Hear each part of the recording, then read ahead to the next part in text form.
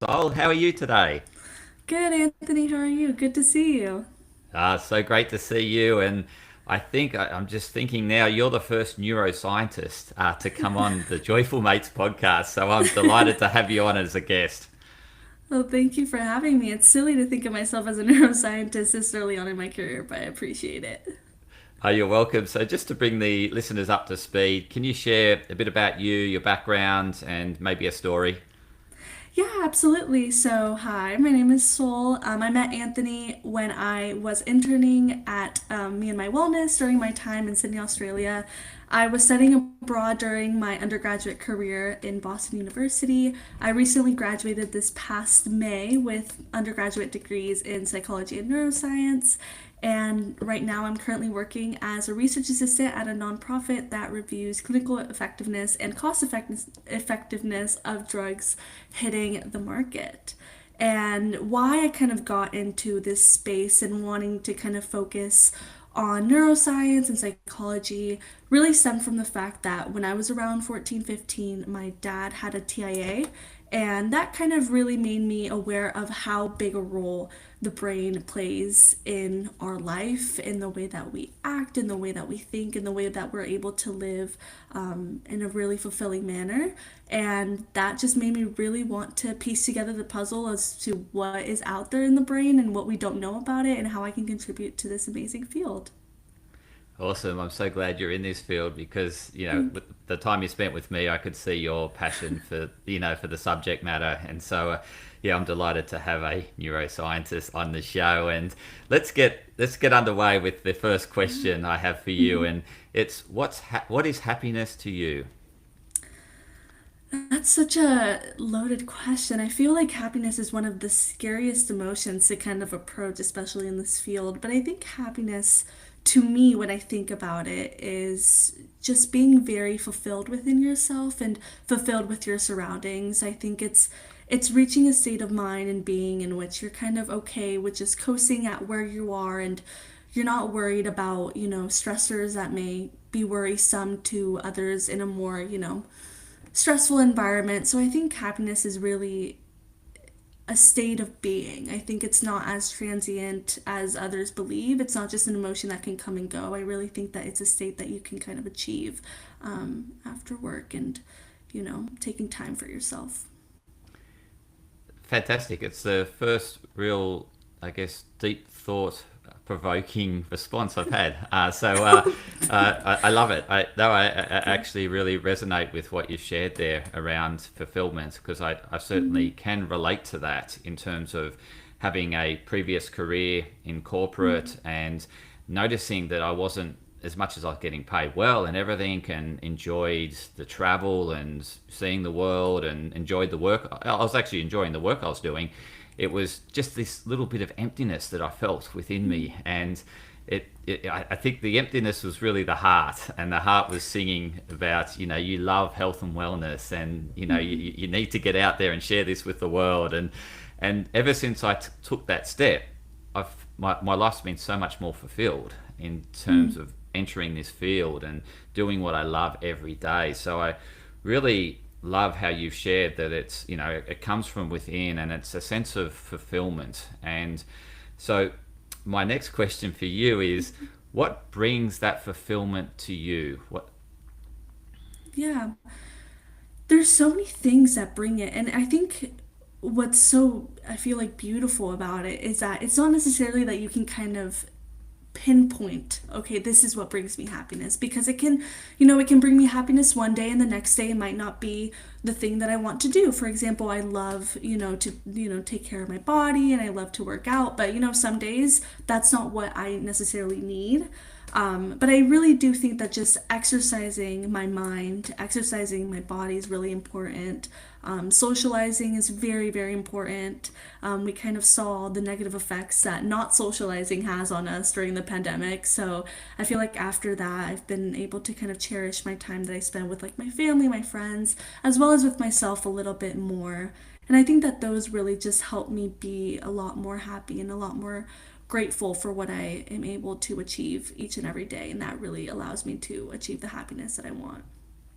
I actually had a vision come to mind when you shared what Mm-hmm. how you foster happiness, and Mm-hmm. how it can be, there's certain things that bring that transient happiness, such as it could be going to a concert with your friends, and it's a great night out, right? And that sort of buzz lasts for a couple of days, and a couple of days leading up to it and all that. However, it goes away, the concert's done and Right. finished. And so the concept, or the picture I visioned, was sort of high and low tides, right? So Mm-hmm. like, in terms of, some people may not really know what fulfills them, and generally just looking for, I guess, a bit of swell coming in, or a Mm-hmm. few larger waves coming in, and that's the sort of concerts, and they're constantly trying to fill the low tide with just these, things here, there, scattered. But what you're sharing is, it's how do you maintain that high tide, Mm-hmm. and so you've got a much higher base of general fulfillment, and you just shared what that is for you. It's like, Mm-hmm. getting outside, and exercising, moving the body, keeping healthy. The relationships are a really important part of that high tide for you. So yeah, I'm just going to play with this concept in my mind, as to, because obviously I'm looking for ways to articulate Right. this. Yeah, yeah. Yeah. No, that's I think that's a beautiful kind of analogy with the high and low tides. I mean, the most common phrase that is used is like the roller coaster has to come down in order to come up again. So I feel like we're just kind of ingrained with that idea that like, okay, well, for it to go be a really high moment, we have to go low sometime, you know? But I really like that idea of, having that high base already. So you have that kind of floor effect and you can't really dip below that.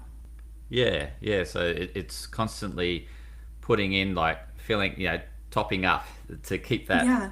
to keep that floor effect. So, like, what keeps that floor effect for me, or the higher tide, is certainly like doing this, and doing, the work that I love, and Mm-hmm. there's elements of this that are not so fulfilling, and I'm looking for how I can delegate that to someone that finds it fulfilling. So, for like my podcasting, obviously there's the whole thing of editing and stuff like that. I enjoy the conversations, Mm-hmm. and but I found someone that loves doing video editing, Mm-hmm. and they do the video editing. So I think it's really understanding what lights you up, Yeah. and yeah, and then if you're doing things that don't light you up, then how can you, support someone else that enjoys doing that, and that develops their high tide. Yeah, no, definitely. I think we can all help each other in the long run. I think that's something that really, really does play a big role in feeling happy. Is helping others reach that level. So you're not alone when you're at that high tide. You have people to be with. Absolutely, absolutely, and it's why we should strive to be just ourselves, because Mm-hmm. if we're trying to copy other people, then then you're not going to have that synergistic effect. I mean, Yeah. what makes us so special, in terms of we're all unique, and Yeah. we all have different things that fulfill us, and if we can understand each other's, then we can feed each other and support each other. And so, yeah, yeah, Absolutely. Yeah, yeah. definitely. So this next, this next question is certainly, Mm-hmm. a challenging one, in the sense that, like, you read a lot of reports that people are generally unhappy, and Mm-hmm. particularly in probably the Western world, or the more developed world, and we have rising affluence, and we've got plenty to be happy about, but there's general discontentment, and certainly it's, seen in the workplace, that people are unhappy, and it flows onto their lives. So I was wondering if you had any insights as to what might be some of the drivers about this general dissatisfaction with life. Yeah, I mean, there's so much that can kind of contribute. I mean, I think, like I mentioned before, we just came out of a pandemic. That was definitely a collective trauma. So I think that that definitely did impact a lot of, emotional kind of volatility, during this time. But I think something that does come to mind is I feel like we live in an era of relatability. And what I kind of mean by that is that when you go on, social media, you're actively searching for things that you can kind of relate to. And a lot of times you're going to be searching for things to relate to when you're in a negative situation or kind of in a negative headspace to kind of ensure yourself that you're not alone in what you're feeling, which might be, most often than not, a negative feeling rather than a positive one. And I think that especially with the whole parasocial relationships that now exist, with a lot of, social media presence that's going on online, I feel like that really does play a role in transmitting kind of false negativity to the audience. And I don't believe that it's anyone's kind of purpose of, creating content, but if you're constantly consuming content that is negative and talking about, unhappiness or an unhappy moment in your life, and you're relating to that, you're kind of reverting back to that space where you were unhappy, and you're not allowing yourself to kind of move forward, and you're kind of stuck in that fixed space. And I feel like that really does play a key role in why there's so many, people out there that are unhappy. And if you ask them, what is happiness to you, that they might not be able to answer that. But if you ask them, what is unhappiness to you, what is depression like to you, they will, because they consume that sort of, content more so than the positive one. So at the end of the day, we're very much a monkey see, monkey do kind of animal. So I really do think that we kind of take energies from each other, and unfortunately, a lot of that is negative.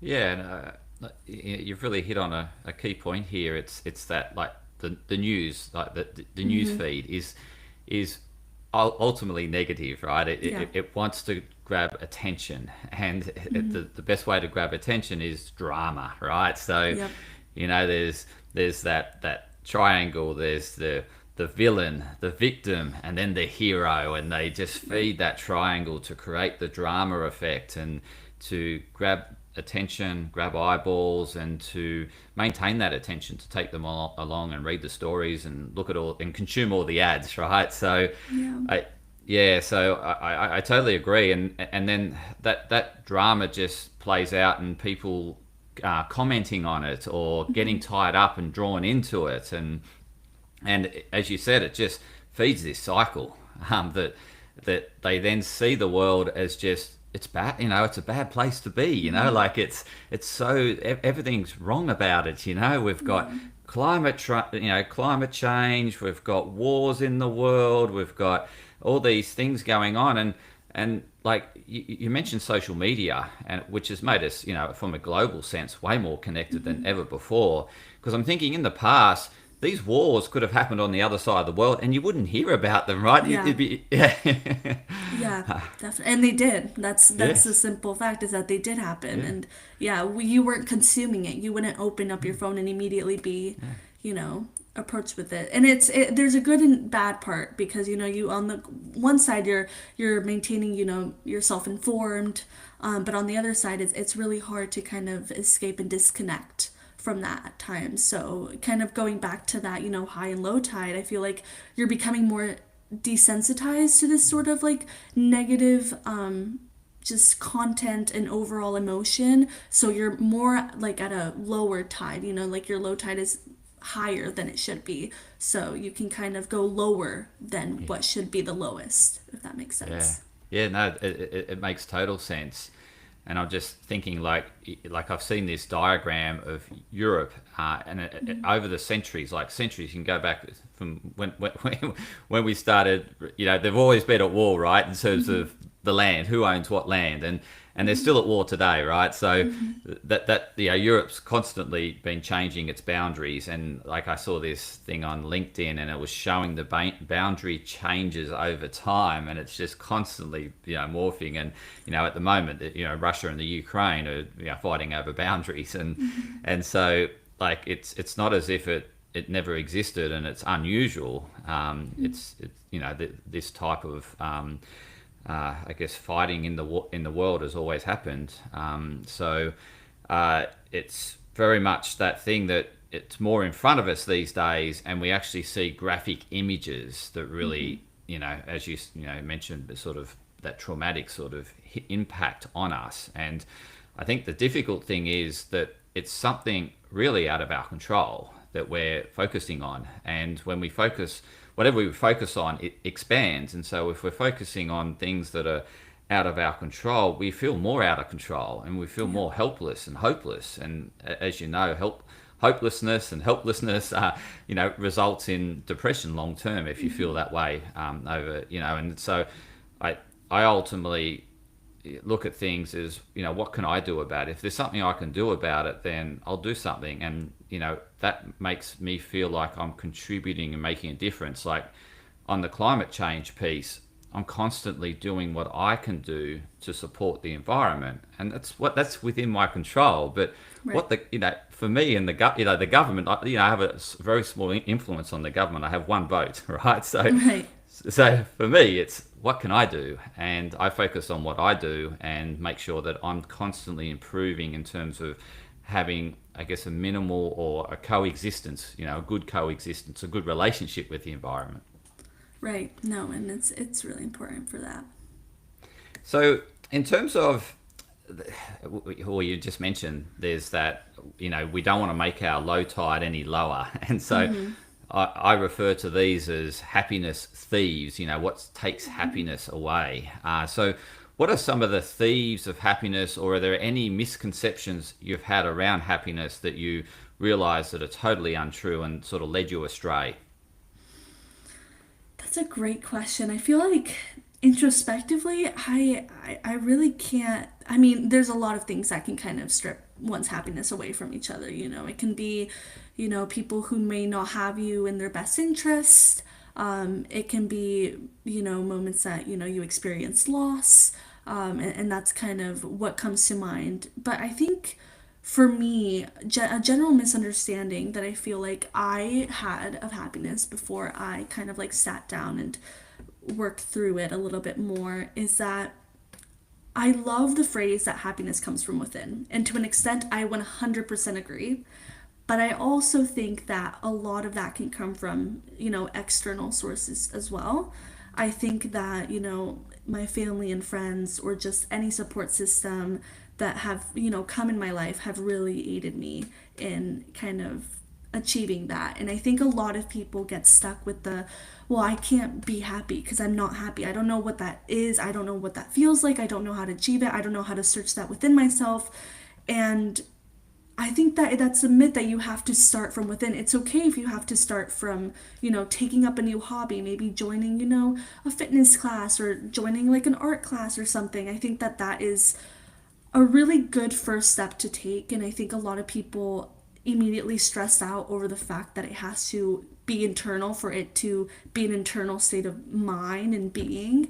But I think, yeah, really allowing yourself to kind of see who's there for you to lean on is really important. And I think that that's generally not misunderstood per se, but overlooked for sure in happiness. And yeah. Yeah, having that support network is really important because, as you said, certain things will happen.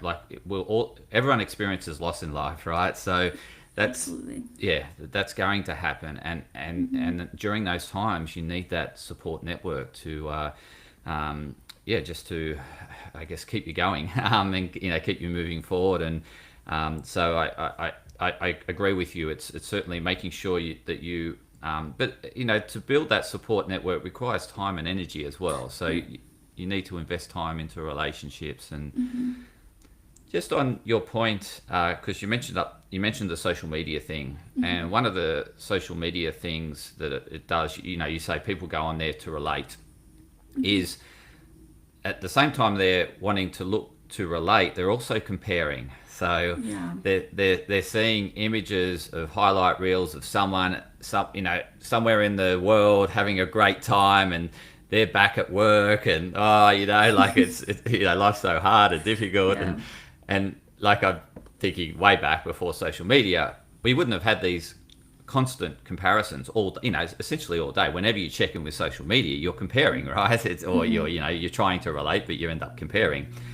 And I just wonder how much of that it's having an impact on people understanding happiness, because what they're seeing is other people happy doing what lights them up, but they're thinking maybe that's what I need to do in order to feel happy. They do that, and then they think, I don't feel lit up, because they're a totally different person, right? They've got different things that light them up. So do you think that is somewhat contributing to people not understanding what makes them happy, because they're comparing happiness to what makes other people happy.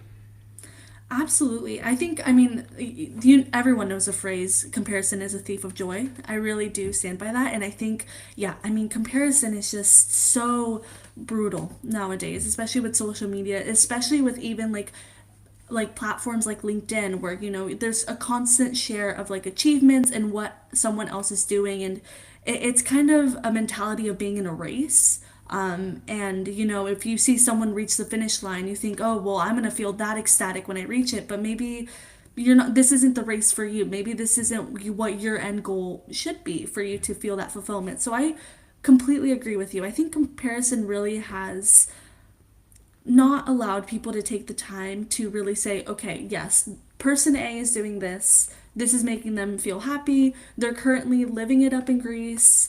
But me, I know that I would feel happy if I take the time to save my money to invest in a home for my family in the future.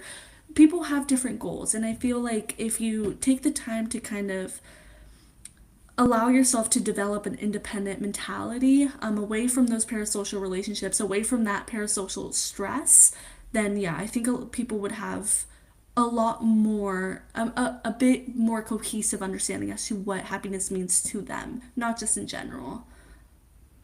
Yeah, you reminded me of this Stephen Covey book that you don't want to be climbing up the ladder that's against the wrong wall. So, yeah, make Yeah, sure you you you're climbing or pursuing something that takes you to where you want to go, as opposed to exactly. someone else's wall. Yeah. Yeah. Yeah, and you get to the heights and you're thinking, oh, this is not the wall I wanted. Like, Yeah. And then you have to, go climb your ladder on that wall, and you are less energized because you already spent yes. it on someone else's end goal. Yeah.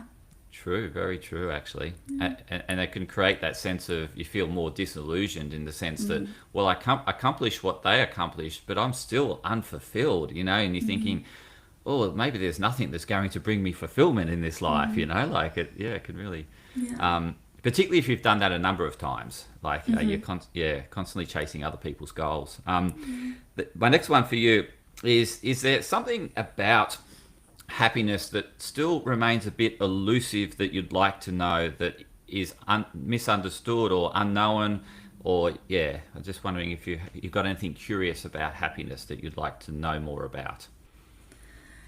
I would love to know more about happiness. I think everyone should want to know more about it. There's so much more. I feel like as we were having like this conversation, I feel like happiness is not as and this is, I could be completely wrong, but I feel as though happiness isn't as thoroughly studied as the other emotions are. I feel like there's a lot more content about, well, why might I be depressed, and what anxiety means, and what, being stressed means, and what that may look like.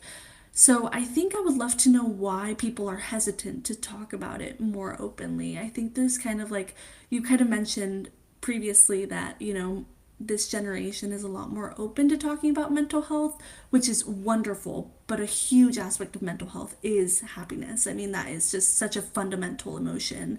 And I would love to know why there is still a stigma around that, and why we're scared to kind of share what makes us happy, to kind of like get ideas and all of that.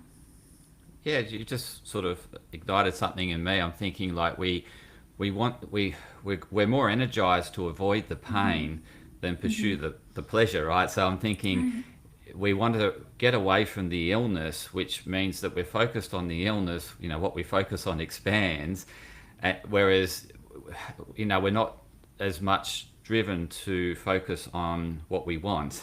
It's Yeah. more trying to avoid the pain, and we'll do anything to avoid the pain, I guess temporarily seek pleasure every now and then. But I think so. One thing that comes up for me, particularly with Gen Z, is we're a lot more aware of mental health. We're a lot more talking about it, and certainly Gen Z's been brought up to talk about how they feel, and and to share it openly, and so that people can help you and help you through things. And I'm thinking maybe because the focus is on mental illness, in essence, like we're focused on anxiety, we're focused on depression, we're focused on ADHD, we're focused on, all these sort of mental illnesses. We're thinking, well, I don't want that. But then when I look up, like when I go onto TikTok, I see someone, an expert, sharing what are the symptoms or the signs to look out for, or what are the questions that you've got to ask yourself in order to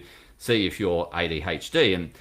And for me, I could diagnose myself with ADHD certainly when I'm doing things that aren't fulfilling, right? So Right. if I'm doing video editing, I'm going to have ADHD. There's no doubt about it. Yeah. I just don't like sitting down in front of a computer editing files, right? It drives me Right. nuts. Whereas I know the person that does the video editing for me, he sits down and he's got 100% focus and nothing can distract him. Whereas I'm the 100% opposite, right? I've got Right. 100% distraction and I can't do it. So, like, that's what I consider, particularly in Australia, we've got this funding that you can get when you're diagnosed with certain mental illnesses now. And again, that's an attraction, isn't it? Well, if I can pass the questionnaire, I get government support.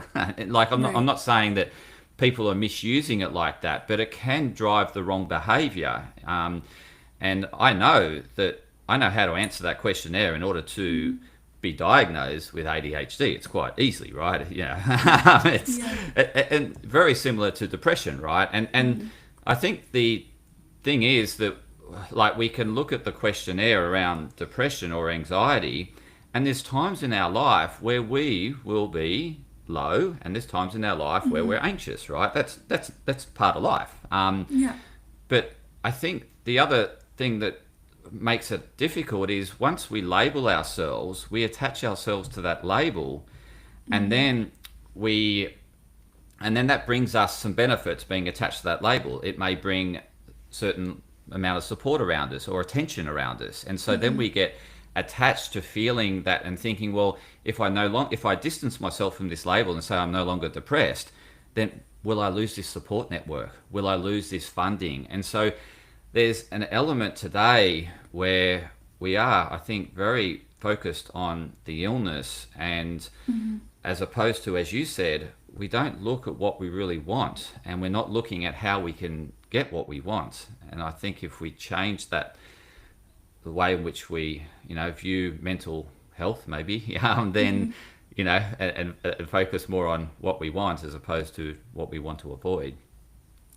Yeah, definitely. I think especially with the whole labeling thing, I mean, just being able to kind of say like, oh, I have depression. That makes sense. That's why I can never feel this way. So I can never feel this way. I think it's really easy to just say like, oh, it's one and be all. But even like, I mean, I'm diagnosed with depression and I'm still able to sit on here and be like, I am a happy person because it's not the end all be all. I mean, there's a Yeah. whole neurobiology behind it. I mean, you studied it, and I know from my, beginner studies of it. It's not, yeah, it's not the end all be all, and I feel like people are really just scrambling to kind of make sense as to why, but at the end of the day, emotions are really complex, and like you say, they can change from not only one day to the next, but 1 minute to the next. I Yeah. mean, that's how it is, and that's how it should be.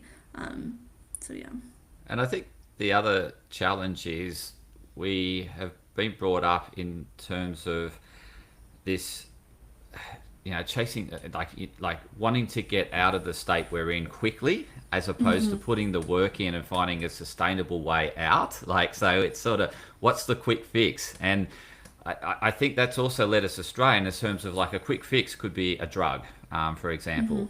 But is that sustainable? Is that really addressing the underlying issue? And I think because of this impulsive gratification or, impulsiveness to get better quickly, as opposed to, it takes a lot of work to understand the underlying root cause and then start changing habits to address it, and putting in practices, or, or developing support networks, or so I think that's the other thing, is we're just looking for those quick fixes as opposed to something that's more sustainable. And as you know, with quick fixes, they can result in addictions, and then you've got another problem. Absolutely. Yeah. Yeah. Because that, that dopamine system, it gets all, rewired and reconfigured to kind of work on that addiction cycle. And yeah, and then that's a whole nother mountain to cross over. Absolutely. But yeah, I feel like the whole idea of delayed gratification really scares a lot of people. And I get it because we live, like we said before, you're able to be connected across the globe in an instant. I mean, I'm sat here in the States, here in Australia, but with social media, we're able to be connected like that. And so we think that everything should be at the touch of a screen, a click of our fingers. But unfortunately, something should take time in order for it to stay longer. Yeah, I'm just thinking like the access to information once upon a time was that you ended up, had to go to the library, make time to go to the library, find the book, then go through the book. You got to be like it. But now it's, Yeah, different world. yeah, different world. Yeah, It's yeah. and like transportation, like to get from one side of the world to the other, you used to have to jump on a ship. It used to Yeah. take months. Yes, absolutely. you Yeah, know, and y- now, the second a flight gets delayed, people are yeah, scream crying and all yeah. of that. Yeah. Yeah. Yeah. So, and I think like technology makes us more impulsive. It's like I find if I've got a technology issue, I just why won't it? Yeah. What is this? And you get really impatient with it, and then you sort of lose track. Like then you think, oh, it's hopeless or whatever. But most of the time, it's good, right? But we just develop an unrealistic expectation, thinking that things should remain not problematic forever. Like it's just unreal. And then once we have a problem, we then focus on the problem and then just think it's, why me? Like, Yeah. but I think, Yeah. yeah. So that unrealistic expectations is another thing that really, feeds us around taking away happiness. Is that Yeah. we might have an expectation on life that we should always be happy every moment of every day, whereas that's not real. Yeah. Like No. as you don't know what's ahead. No. No one can predict it. It's Yeah. sort of going to live by moment to moment. Yeah. So thank you for invoking a lot of thought-provoking conversation in today's episode of Joyful Mates. I'm really glad you've come along and provided such great insight, Sol. How can the listeners best connect with you? Yeah, well, thank you for having me, Anthony. This was such a wonderful discussion. And if you're interested in reaching out to me, you can reach me by my LinkedIn. I'm sure, Anthony, you can kind of link it whenever you share this episode, but feel free to send me a message. I'm open to communicating with anyone who has any questions or just wants to chat.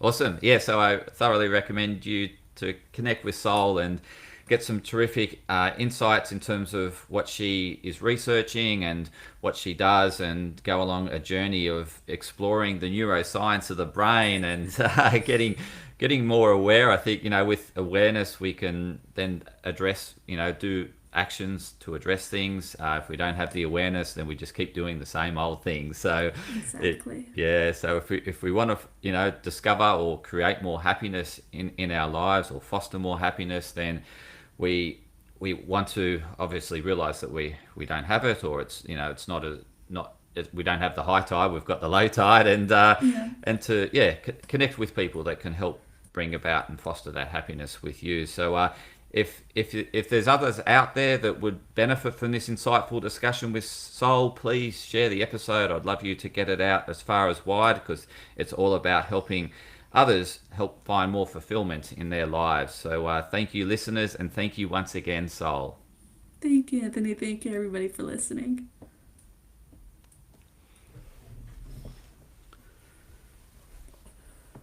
Excellent.